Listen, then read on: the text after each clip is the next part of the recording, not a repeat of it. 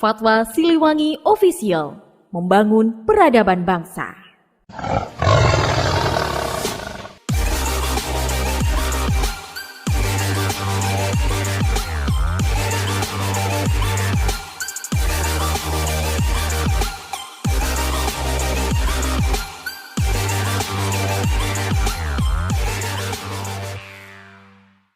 Sebagai bentuk dukungan terhadap adanya proyek strategis nasional, yakni pembangunan tol Probolinggo-Banyuwangi tahap 1, Forum Masyarakat Format Poros Timur menggelar kegiatan audiensi di kantor DPRD Kabupaten Probolinggo pada Rabu 26 Juli 2023. Kegiatan yang dimulai sekitar pukul 10 waktu Indonesia Barat ini dihadiri beberapa dinas atau instansi yang tergabung dalam tim Satgas Percepatan Investasi dan Peningkatan PAD Kabupaten Probolinggo. Selain itu, para mainkon atau kontraktor utama pembangunan tol Probolinggo-Banyuwangi tahap 1, Jasa Marga, Perhutani, Polres, dan beberapa anggota DPRD turut hadir dalam acara tersebut. Audiensi pun berjalan cukup alot. Kedua belah pihak membahas problem dan mencari solusi bersama agar pelaksanaan pembangunan tol yang berada di wilayah Kabupaten Probolinggo berjalan lancar sesuai progres yang ditentukan. Saat berlangsungnya audiensi di antara perwakilan Format Poros Timur mendesak agar tim Satgas PIP-PAD yang dibentuk Pemkab Probolinggo untuk tidak berpangku tangan. Mereka diminta turun tangan dan memfasilitasi para penambang lokal dalam mengurus dan mempercepat proses perizinan pertambangan, khususnya terkait pengurusan SIPB atau Surat Izin Penambangan Batuan yang menjadi kewenangan Pemprov Jatim. Pasalnya permasalahan tersebut saat ini membelenggu para penambang lokal dan terjadi dugaan monopoli usaha oleh penambang-penambang luar daerah. Padahal di Kabupaten Probolinggo sendiri terdapat beberapa lokasi pertambangan milik masyarakat lokal, namun penerbitan SIPB-nya diduga sengaja digantung. Hal itu dianggap berdampak terhadap PAD Kabupaten Probolinggo dan progres pembangunan tol yang kemungkinan besar akan molor karena pengadaan kuari yang tidak mencukupi lantaran lokasi pertambangan yang ber-SIPB sangat minim.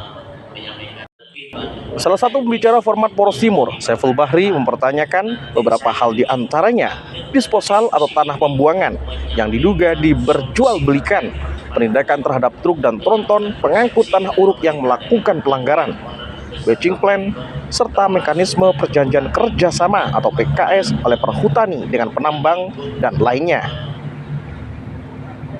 Bahkan dalam proses pengurusan PKS kepada pihak Perhutani juga dimintai klarifikasi terkait adanya dugaan biaya administrasi yang nominalnya diduga mencapai ratusan juta rupiah. Namun hal itu secara tegas dibantah oleh pihak Perhutani. Kasih Perencanaan dan Pengembangan Bisnis KPH Kabupaten Probolinggo menegaskan tidak ada pembiayaan atau permintaan sejumlah uang dalam pengurusan PKS.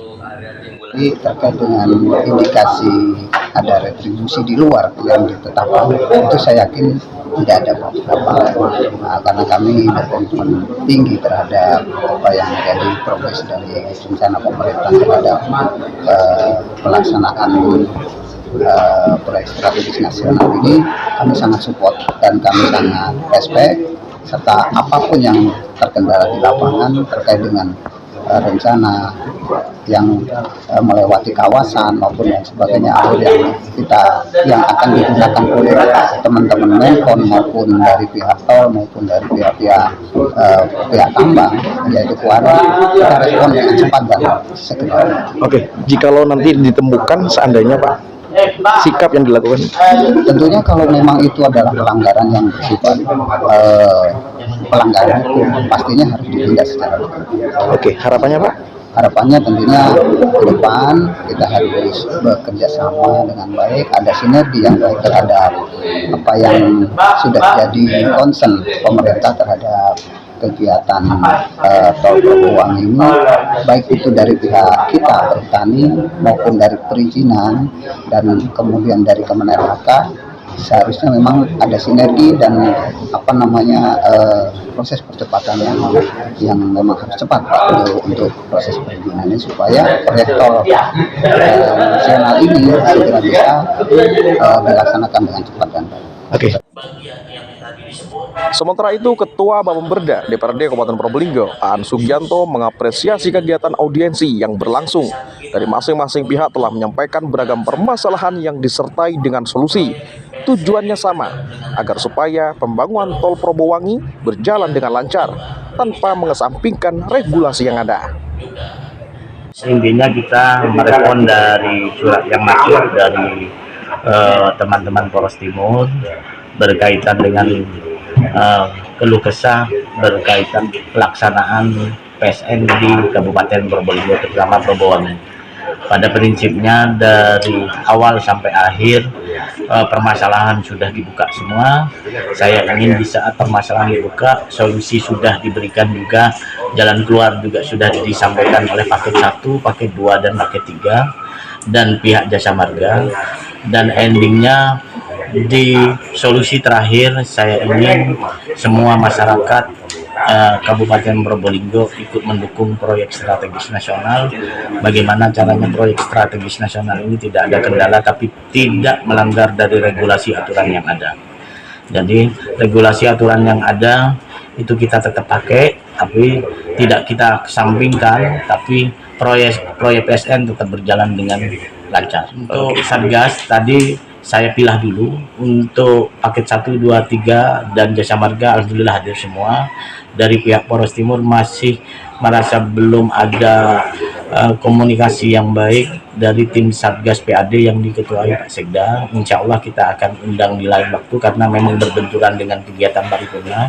Insya Allah dalam waktu dekat kita akan mengundang tim Satgas PAD untuk mensinkronkan dengan teman-teman Jasa Marga dan 4 paket dari Probowangi, yaitu paket 1, 2, dan 3. Di sisi lain, perwakilan Format Poros Timur, Bin Haudi, berharap dengan terselenggaranya audiensi tersebut bisa membawa pengaruh positif dalam pelaksanaan pembangunan jalan tol Probowangi, tak terkecuali terserapnya tenaga kerja lokal dan lain sebagainya. Baik, terima kasih teman-teman. Kami yang tergabung dalam Poros Timur yang melakukan permohonan audiensi kepada DPR yang menghadirkan beberapa dinas-dinas atau instansi terkait dan juga beberapa semua mainkon yang hadir dan juga turut serta Jasa Marga.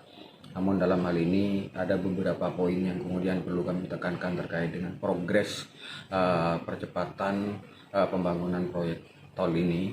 Namun terkendala terkait dengan persoalan masalah SIBB atau perizinan. Ini menjadi tugas dan ranahnya dari Satgas yang mestinya tidak hanya pada persoalan PAD saja. Namun dalam hal ini saya juga tekankan tadi kepada pelaksana pembangunan tol ini, beberapa mainkon itu untuk tekankan untuk tetap bersinergi atau berkomunikasi dengan masyarakat sehingga kemudian masyarakat tidak hanya merasa terdampak dengan adanya pembangunan tol itu. Dari Probolinggo, Jawa Timur, Tim Liputan mengabarkan.